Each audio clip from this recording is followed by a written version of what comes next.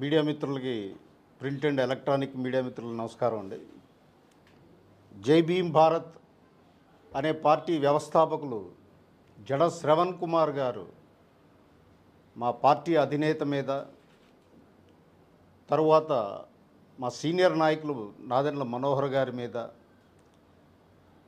Party మీద ఓవరాల్గా ఒక అభూత కల్పనని ఒకటి సృష్టించి పార్టీని డ్యామేజ్ చేసే విధంగా మాట్లాడడం జరిగింది. నువ్వలరేవు గ్రామం శ్రీకాకుళం జిల్లాలో ఎప్పుడు చనిపోయాడు ఆయన? 27/1/2021 కాలేజీలో పెట్రోల్ పోసుకొని కాలేజీ నుంచి దూరంగా ఒక తోటలో ఆయన శవం దొరకడం జరిగింది.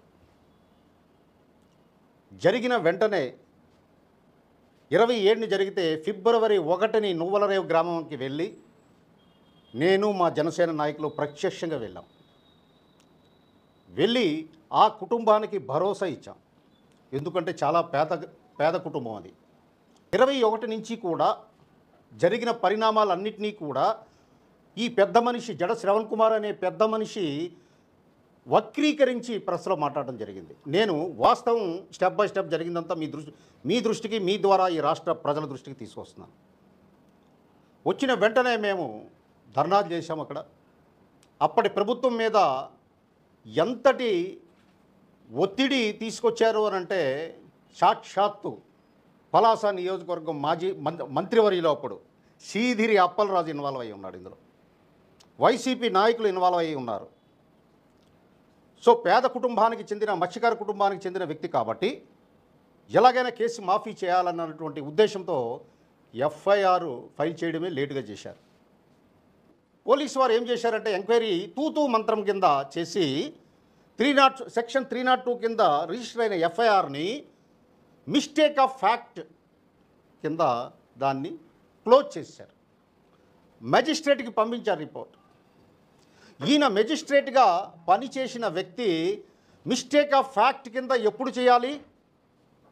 ఇన్వెస్టిగేషన్లో ఐ విట్నెస్ దొరకకపోయినా, ఆధారాలు దొరకకపోయినా, అలాగే ఫోర్స్నిక్ ఎవిడెన్స్ దొరకకపోయినా, హత్య గావింపబడింది అని ఆధారాలు ఏవీ దొరకకపోయినట్లయితే దాన్ని మిస్టేక్ ఆఫ్ ఫ్యాక్ట్ కింద క్లోజ్ చేస్తారు.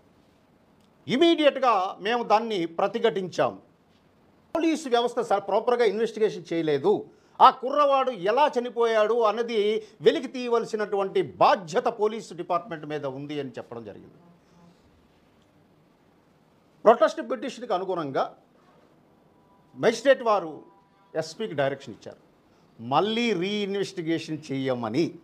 ఇప్పుడు ప్రజెంట్ రీఇన్వెస్టిగేషన్లో ఉంది. ఇది వాస్తవం, ఇది జరిగినది, యథావిధంగా జరిగినటువంటి సంఘటనలు. దీనికి ఆయన వక్రీకరించి ఏదేదో మాట్లాడుతున్నారు. దానికి బోడుగుండికి మోకాలకి ముడేసినట్టు ఆయన ఎవరో మా పార్టీలో జాయిన్ అయితే ఆయన ఈ కాలేజీ ఓనరు అందుకు తీసుకున్నారు. ఏం మాట్లాడతారండి? పిచ్చా, వికారమా? వాస్తవాలు మాట్లాడండి. ప్రజలకు వాస్తవాలు, మనలాంటి ఎడ్యుకేటెడ్ విద్యావంతులు మేధావులని ప్రజలకు వాస్తవాలు తెలియచేయాలి.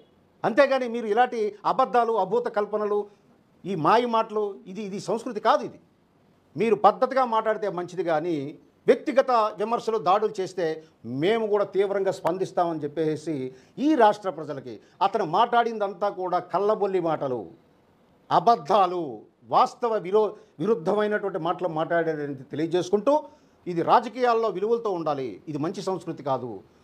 మీ మాస్టర్ని ఎవరినో సంతృప్తి, ఆయన కళ్ళల్లో ఆనందం చూడడానికి మీరు ఇలా మాట్లాడుతున్నారేమో, అది కరెక్ట్ కాదు అని మీకు హితవు పలుకుతూ, మీ ద్వారా ఈ రాష్ట్ర ప్రజలకి జరిగిన వాస్తవాల్ని దృష్టికి తీసుకురావడం మా విధిగా, పార్టీ బాధ్యతగా మీ ముందు ఈరోజు ఈ ప్రెస్ మీట్లో తెలియజేసుకుంటున్నాం. Thank you very much.